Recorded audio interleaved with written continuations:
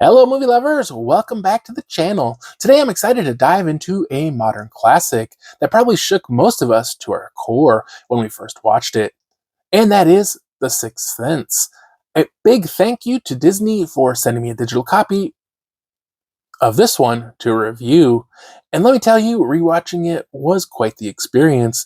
The film, directed by none other than M. Night Shyamalan, really solidified him as the king of the twist ending, a title he's been running with ever since. The movie is rated PG-13 and clocks in at an hour and 47 minutes, but trust me, it's a ride you don't forget.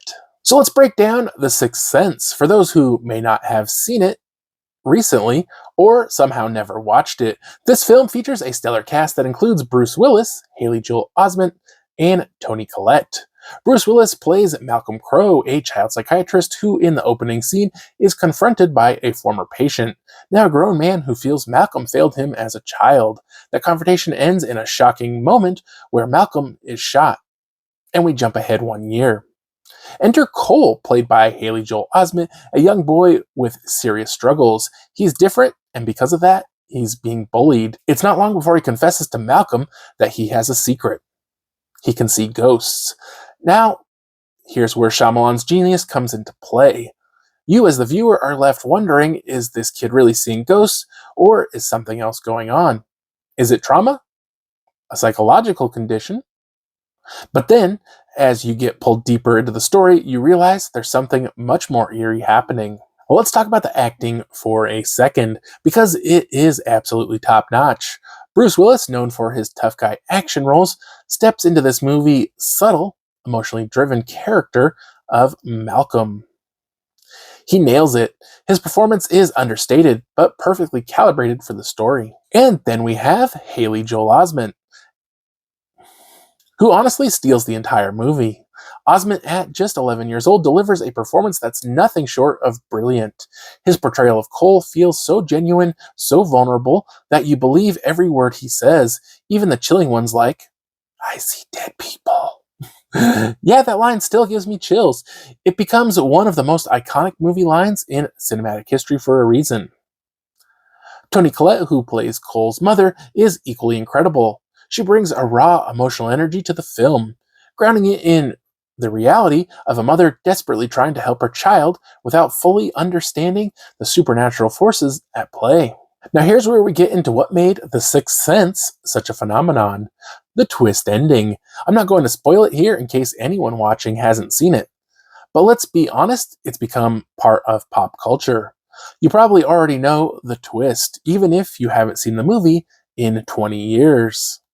And of course, once you know the ending, it does change how you watch the film a second time. This was only my second viewing since it originally came out, and while I knew what was coming, it was fascinating to catch all the little clues along the way. Shyamalan is a master at making it both completely obvious and completely invisible.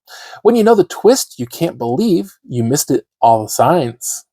But if it's your first time, you'll probably be floored.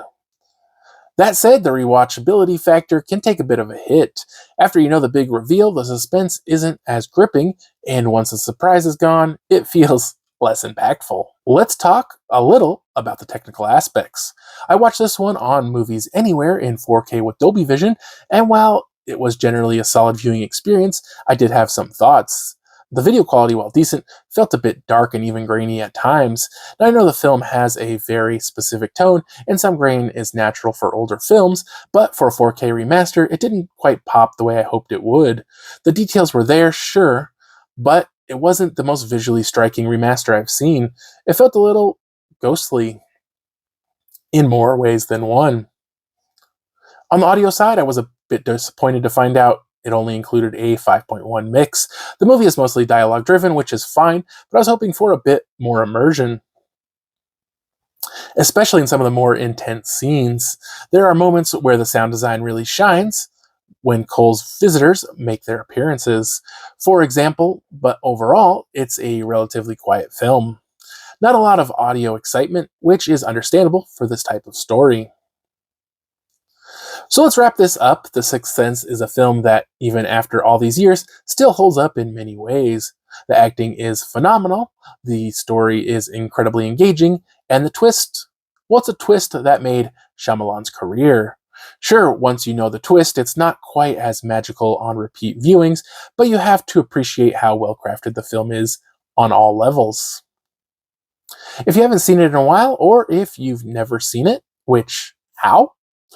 I highly recommend giving it a watch. It's a slow burn with plenty of payoff, and even though it's a more of a supernatural drama than a horror film, there's enough tension to keep you glued to your seat.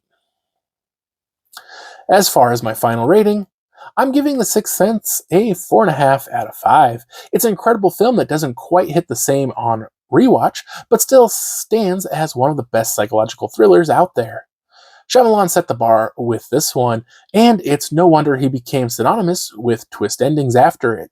Thanks again to Disney for providing me with a copy to review, and thanks to all of you for watching. Be sure to like, subscribe, and let me know in the comments, did you see the twist coming the first time you watched it? Or were you as floored as I was? Until next time, don't forget, sometimes the scariest things are the ones we don't see coming. I've been wondering Bob's thoughts on the latest blockbuster scenes. Does he say it's all worth seeing? Or just some dream? Bob's movie review, gonna tell us what's true. Bob's movie review, got opinions to view.